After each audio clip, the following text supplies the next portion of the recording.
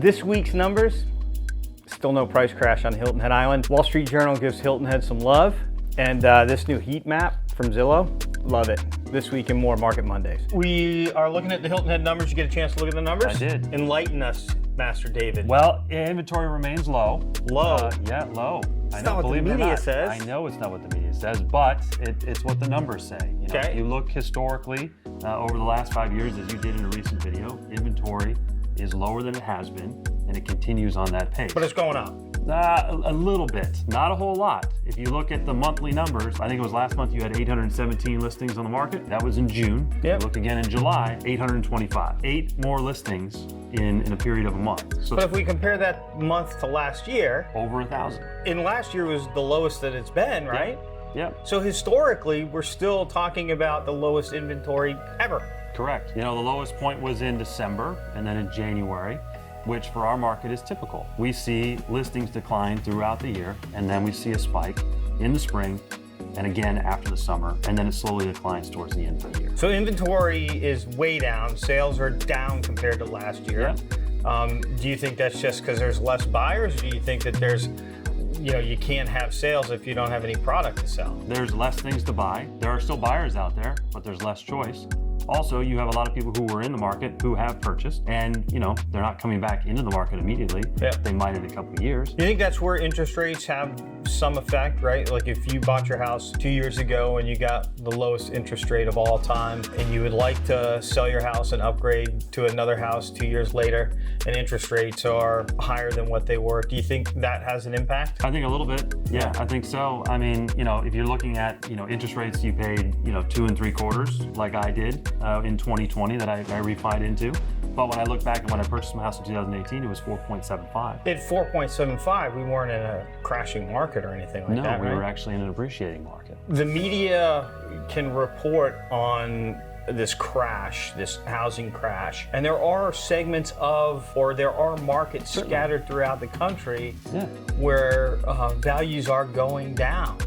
But those, in my opinion, are the places that people left when COVID hit that caused this migration from, some of the higher tax states to places like South Carolina and Florida. Yeah, think about it. I mean, you're gonna spend $3,200 a month on an 1,100 square foot apartment where it snows half the year. Yeah. Or you're gonna spend $3,200 a month on a house that's 2,800 square feet with a lanai, a pool, an outdoor living area. Yeah. If you have the flexibility to work from home, why wouldn't you do that? Yeah, well, that's great. That's a great segue. There was an article, I think it was in the Wall Street Journal this last week. As out-of-town buyers flock to Hilton Head Island, $1 million home sales become the norm. And this was about a younger couple that moved down from Hoboken, New Jersey, and bought a 4,200 square foot home, and their payment is $1 more than what their rent was up in Hoboken, New Jersey. And they basically relocated their life here during the pandemic. Right. That's what's fueled our prices. Absolutely.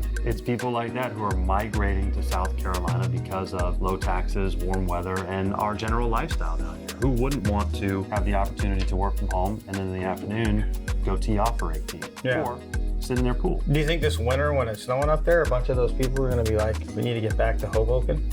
I doubt it. I don't think so. Yeah. I'm not running off anywhere where it's going to be snowing anytime soon. Did you see the article in Zillow? I really appreciate it because it's the first article that I've seen that doesn't look at the country as a whole. It shows all the different counties. I mean, it's kind of what we're talking about. Yeah, right? I mean, they said they did reduce their projection as to what they believe appreciation is going to be on a national level. I think they went from 9.3, 9.2, something like that, to 7.8. 7.8. So it's a little bit of a reduction, but when you look at the little heat map that they put out as well, 906 of 911 of the regional markets they surveyed, they believe are going to appreciate this year. And us, Beaufort County, they have us tagged at over 10%. That's what I've been saying, and I'm going to jump, take that segue right into the mailbag. Michael said, looks like prices are dropping left and right.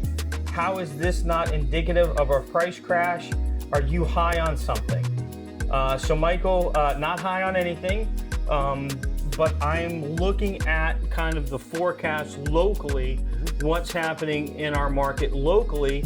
Just like when I get up in the morning, I don't look at the weather for Chicago, I look at the weather on Hilton Head Island. Correct. Because I don't care what's going on in Chicago when I'm getting dressed and I'm figuring out what kind of a day we're gonna have. And when we have these conversations in this setting, we're talking about the Hilton Head Bluffton real estate market. Local. The local real estate market. So what would you say to Michael where he's talking about prices dropping left and right? Well, first things first, keep tuning into us, because a local market is vastly different than what you hear on the national level, right?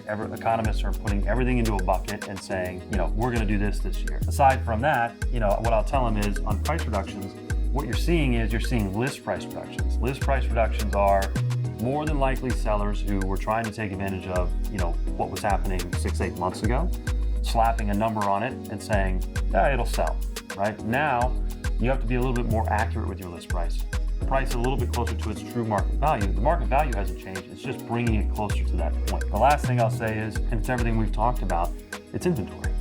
Inventory remains historically low in Beaufort County, on Hilton Head Island in particular, and that's going to continue to drive our prices up. Where are our prices here locally right now? What are we measuring in terms of year-over-year increase? Depends on the market, but I think it was, 20% on the island in general, but if you're looking at community specific, it kind of is a little bit up from that, or it might be just a little hair under that, but when you average it all out, it's 20% on the island, which is huge. So Michael, I truly appreciate the comment, and I love having fun and joking around, but the numbers say that our market is up 20% on Hilton Head Island.